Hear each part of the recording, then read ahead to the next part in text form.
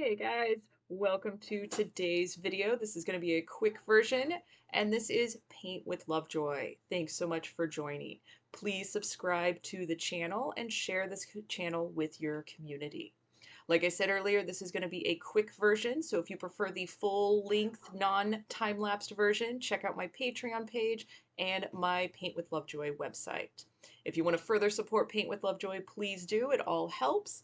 And for more in-depth courses, check out paintwithlovejoy.com.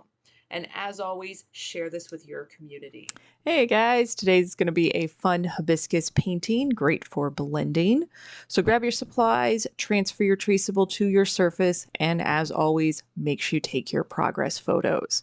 Today's video is the time-lapsed version. If you want the real-time version, please check out my Paint with Lovejoy website or my Patreon page. So here we're starting with the background, demonstrated a few different brush strokes you can try. I am using a mixture of red and purple. Your call, you can use the same mixture or feel free to switch out with a different color. But we'll be going from the edges of those traceable lines to the edges of the canvas. I am painting on watercolor paper today. That's why all the edges are taped. And the watercolor paper is kind of nice to paint on, but it does absorb the paint rather quickly compared to painting on a canvas. So it does kind of turn your slow drying paint into fast drying paint. But sometimes it's nice just to switch it up, and these fit in frames nicely. So I encourage you to try different painting surfaces and find what you enjoy the most. So here, slapping some of that purple on there, doing the wet on wet blending. You want to do everything to your background before you move on to the next step. And if you're a beginner painter holding your breath right now, please take a big inhale. You're doing a great job. Do not paint as fast as this video. This is the time-lapsed video. All right, so good place to pause the video, take that progress photo, and then we're going to move into the petals, and we're going to repeat the exact same process on every petal. And there are 5 petals there. So I did move down to the medium flat brush. You can use the small pointy brush, and we're starting with yellow, kind of lining the perimeter, and then we're going to add a touch of red for a really, really light orange. Again, kind of coming right up next to that yellow. I do want you to play with light pressure. Then we're going to add a little bit more red and fill in the rest. So basically we're going from super light on the edges to red to darker red as it reaches the center of the flower. Now again, like I said, as you do this, play with the brush pressure. And if you're going to be doing the blending, you do have to be careful of the red, the darker color overpowering the yellow. And this is a great painting to kind of practice finding that balance for yourself. Here I'm adding a bit more red to the center, and then we'll be adding a touch of black to that really center part of the flower, and then wipe the brush off, and then slowly with light pressure pull that black paint into the red. Now you can't go back to the red and add more, but again, just keep playing with this balance and recognize that shorter brush strokes, smaller brush strokes can help you do more controlled blending. Now I am going back with the yellow on the edge just because this is student grade paint and it's a bit on the transparent side. And then I'm putting the yellow or the white highlights on there.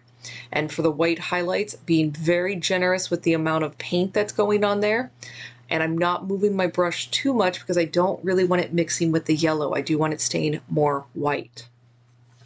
So moving on to the next petal, do take those progress photos. And again, do not paint as fast as this video. Pause it as needed. So starting with that yellow and then adding a little bit of red, going a little bit darker, and then more red as it's going darker.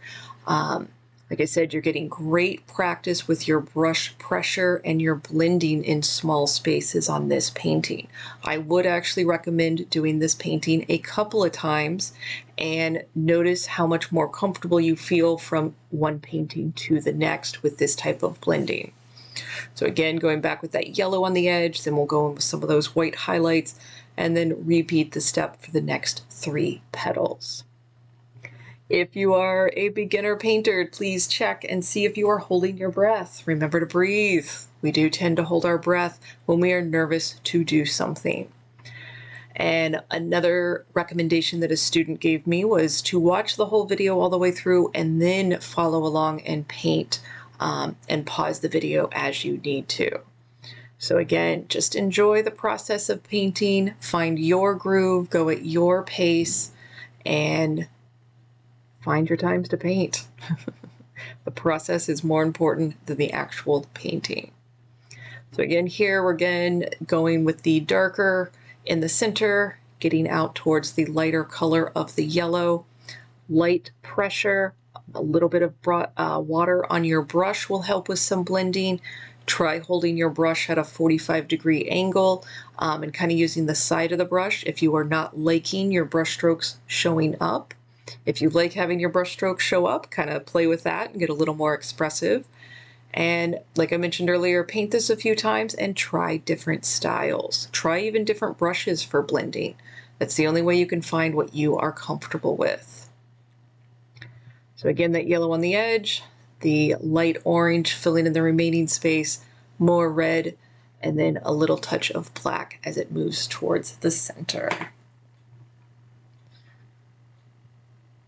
And with acrylic paint, if there's anything that you paint that you don't like, you can always let it dry and paint over it again. It's one of the things that I like about acrylic painting for first-time painters is it's rather forgiving, and it is easy to paint on top, and then it's also easy to paint again. So just because you painted it once doesn't mean that has to be the only time that you paint something. So moving into that last petal, this is coming along very, very nicely, getting that yellow, the light orange, the red to a little bit darker. And then we will do the center stamen, and then the leaves. So doing a great job.